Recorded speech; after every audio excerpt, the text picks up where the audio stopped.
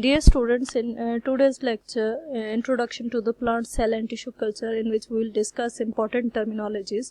But before going into detail about the important terminologies, first of all, I will discuss a bit about the major developments which have been achieved in the cell culture technology. First development which was achieved was the utilization of antibiotics, which inhibited the growth of contaminants. Second was the use of trypsin, which was used to remove the adherent cells to subculture further from the culture vessels. And third was the use of chemically defined culture medium. These were the major developments which was done in the cell culture technology. Why the cell culture is used? Why cell culture is used? There are various major roles which a cell culture can play. So first of all, if you want a model system, we need whenever you want to study anything, you need model systems. So we need model systems for studying the basic cell biologies.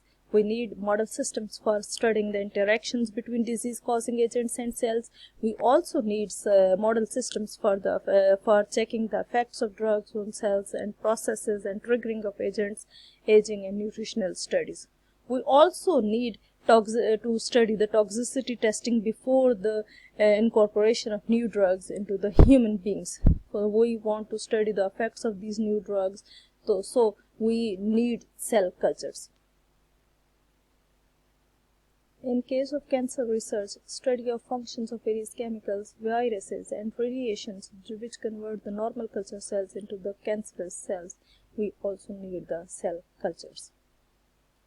Another important field in which we need cell culture is the virology, because we need to study the cultivation of virus for vaccine production and also used to study their infectious cycle. Genetic engineering is very important field in which cell culturing is mandatory. Production of commercial proteins, large-scale production of viruses for the use of vaccine production, for example, polio, rabies, chickenpox, hepatitis, measles, etc. Gene therapy is another way in which cell culture is very important. Cells having a functional genes can be replaced to the cells which are having non-functional genes. So these are all the important fields in which cell cultures are used. Thank you.